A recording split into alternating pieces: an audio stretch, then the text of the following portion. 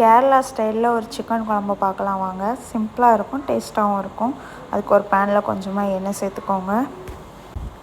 எண்ணெய் சூடான பிறகு 1 டீஸ்பூன் ஜீரகம், 1 டீஸ்பூன் மிளகு, அப்புறம் ஒரு 3 ஏலக்காய், 3 கிராம்பு, சின்ன துண்டு பட்டை 2-3 சேர்த்து, ஒரு நட்சத்திர சோம்பு எல்லாத்தையும் சேர்த்து பொரிய விடுங்க. பொரிஞ்சதுக்கப்புறம் 1 கப் அளவுக்கு தேங்காவை துருவி வச்சுருக்கேன், அதையும் சேர்த்துக்கலாம்.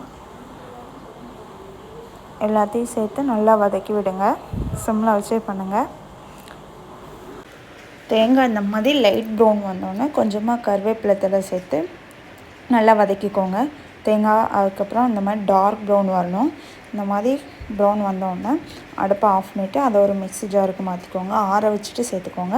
அப்புறம் 1/2 டேபிள் ஸ்பூன் மஞ்சள்தூள், 1 டேபிள் ஸ்பூன் மல்லித்தூள், 2 டேபிள் ஸ்பூன் மிளகாத்தூள் சேர்த்து கொஞ்சமாக தண்ணியும் சேர்த்து இதை வந்து ஒரு பேஸ்ட்டாக அரைச்சிக்கோங்க.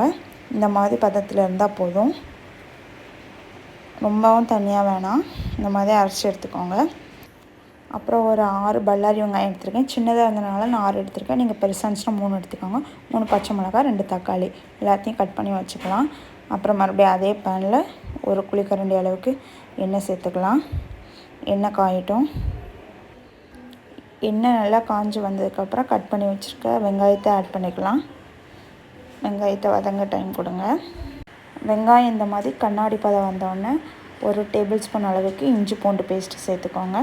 இஞ்சி பூண்டு பேஸ்ட் போட்டோன்னா அடி பிடிக்கும், பிடிக்காத மாதிரி நல்லா கிண்டி விட்டுக்கோங்க. லைட்டாக கிண்டி விட்டுட்டு அப்புறம் கொஞ்சமாக கருவேப்பிலை சேர்த்து அதையும் நல்லா வதக்கிக்கோங்க. அதுக்கப்புறம் ஒரு 3 பச்சை மிளகா வந்து கீரி ஆட் பண்ணிக்கலாம். கீரி போடுங்க, கட் பண்ணி போட்டால் ரொம்ப காரம் வந்துடும். கீரி போட்டு அதையும் நல்லா வதக்கி எடுத்துக்கலாம். இப்போ நல்லா வதங்கிடுச்சு. இந்த ஸ்டேஜில் கட் பண்ணி வச்சுருக்க தக்காளி 2 தக்காளி எடுத்துருக்கேன். சின்ன தக்காளி இருந்தனால 2, பெருசாக இருந்தால் 1 போதும். இதையும் ஆட் பண்ணிவிட்டு நல்லா இது பண்ணிக்கலாம். தக்காளி மசிஞ்சு வர்ற அளவுக்கு வதக்கிக்கலாம்.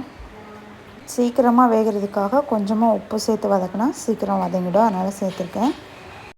தக்காளி நல்லா மசிஞ்சு வந்ததுக்கப்புறம் தேங்காய் பேஸ்ட் அரைச்சி வச்சுருந்தோம்ல அதை ஆட் பண்ணிக்கலாம். அது எல்லாத்தையும் சேர்த்துட்டு அந்த மிக்ஸி ஜாரில் கொஞ்சம் தண்ணி ஊற்றி அதையும் அலசி அப்படியே ஊற்றிடலாம். அப்புறம் கொஞ்சம் தண்ணி எக்ஸ்ட்ரா தேவையான அளவு ஊற்றி நல்லா கரண்டியால் மிக்ஸ் பண்ணி விட்டுக்கோங்க.